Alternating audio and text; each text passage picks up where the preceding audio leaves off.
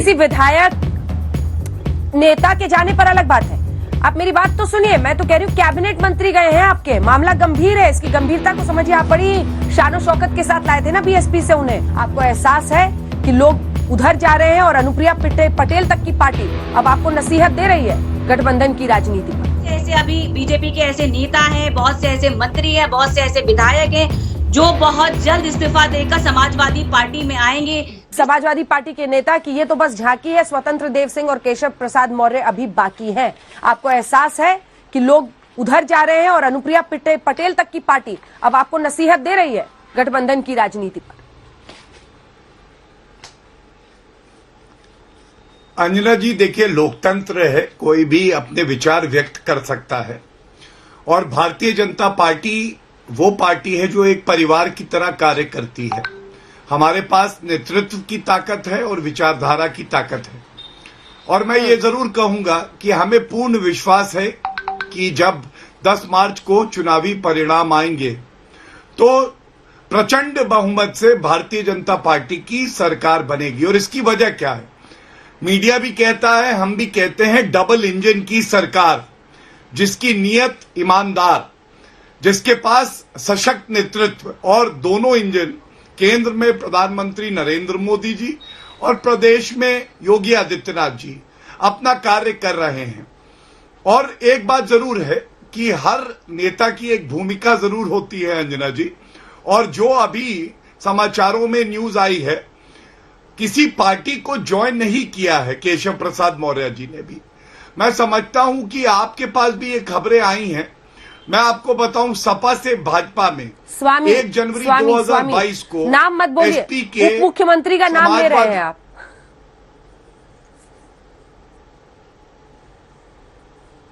स्वामी प्रसाद मौर्य, स्वामी प्रसाद मौर्य।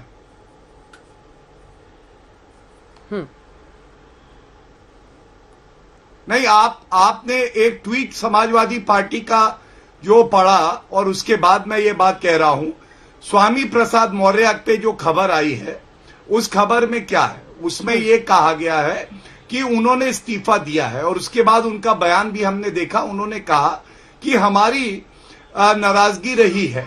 तो रूठे को मनाना भारतीय जनता पार्टी को आता है।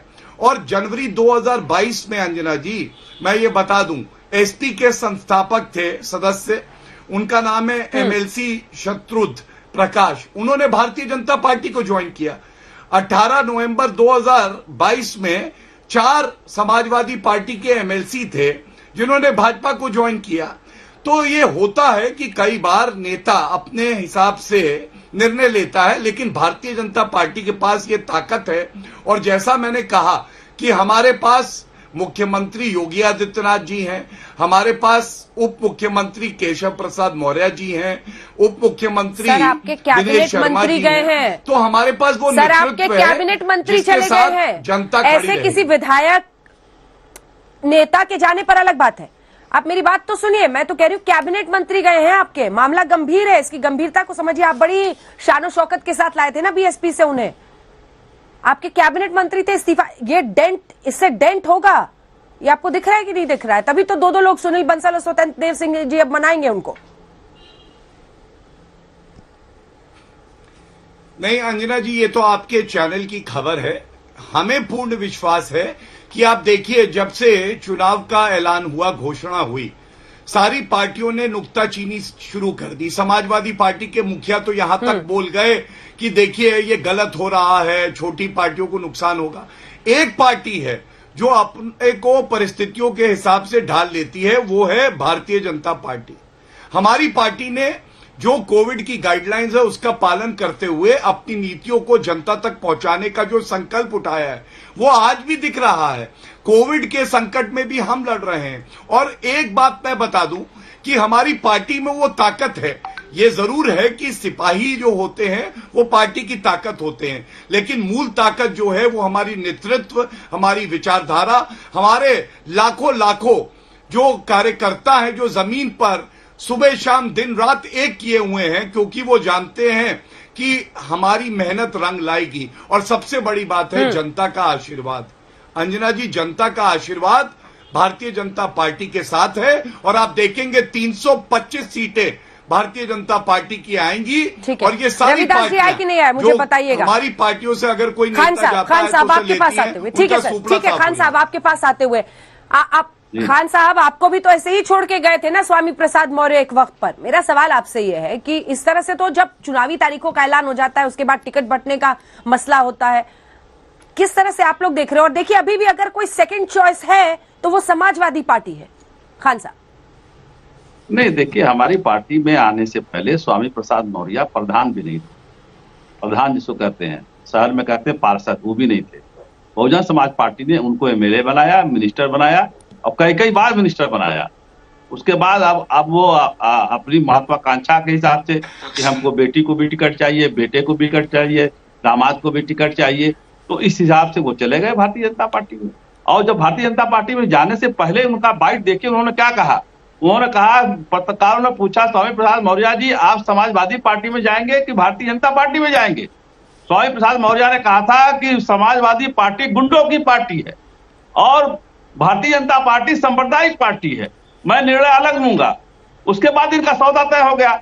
ये विचारधारा को बेचने वाले लोग हैं, विचारधारा बेच करके भारतीय जनता पार्टी के साथ चले गए और कैबिनेट में बैठ करके आप कह रहे हैं मैं ये बैकवर्ड की बात नहीं उठा पाया, दलितों की बात नहीं उठा पाया। सामूहिक नेतृत्व होता है अंजना जी, आप जानती हैं, बहुत सीनियर पत्रकार है, कि मंत्रिमंडल का सामूहिक नेतृत्व होता है। जी अंजना जी, देखिए समाजवादी पार्टी हमेशा से शोषितों, वंचितों और उत्पीड़ित जो भी अल्पसंख्यक वर्ग है उनकी पार्टी रही है। और जिस तरीके से बीजेपी में लगातार दलितों का, शोषितों का, वंचितों का जितना उत्पीड़न आज तक हुआ है, तो कहीं ना कहीं देखिए संकेत साफ थे कि बहुत से ऐसे अभी बीजेपी के ऐसे नेता हैं, बहुत से ऐसे मंत्री हैं, बहुत से ऐसे विधायक हैं जो बहुत जल्द इस्तीफा देकर समाजवादी पार्टी में आएंगे। जिस तरीके से समाजवादी पार्टी के राष्ट्रीय अध्यक्ष आदरणीय अखिलेश यादव जी की जो लोकप्रियता बढ़ी है, जो उनकी रथ यात्रा जो निकली, जितनी उसमें अपार भीड़, जो उत्तर प्रदेश की जनता ने उन्हें जो अपार प्यार दिया है, जो उसमें इतनी ज्यादा भीड़ रही है, तो कहीं ना कहीं ये संकेत जो है वो बीजेपी के नेताओं को भी मिल गया, उनके विधायकों को भी मिल गया कि कहीं ना कहीं 2022 में समाजवादी पार्टी की सरकार बनने जा रही है और संपूर्ण बहुमत के साथ बनने जा रही है। ये बात बिल्कुल तय है, निश्चित है। और अभी ऐसे बहुत से नेता हैं, बहुत से ऐसे विधायक हैं जो मेरे ख्याल से शाम होते होते कितने लोग और आ रहे हैं जी, इनके पास कोई है ही नहीं, बाहर से लोग लाएंगे। चुनावों के इर्द गिर्द जरीन जी जो आते हैं, ये तो साफ होता है कि वो आइडियोलॉजी की वजह से नहीं आते हैं। जब डेट्स अनाउंस हो गई और जब टिकट बंटवारे के लिए दिल्ली में बैठक हो रही है तब आ रहे हैं, तो उनके भी अपनी महत्वाकांक्षाएं होती है नेताओं की, उसकी वजह से आ रहे हैं। ऐसे में पार्टी को कितना वो फायदा, आपने सुन लिया। वो तो ये दावा कर रही है गौरव जी कि अभी और भी लोग हैं नेता में, कतार में। आपको ये समझना पड़ेगा कि कई ऐसे जो दिग्गज होते हैं उनको हवा की भी तो जरा वो रहती है ना कि हवा किस तरफ चली है, तो फिर वो देखते हैं अपने हिसाब से कि किधर जाना बेहतर होगा।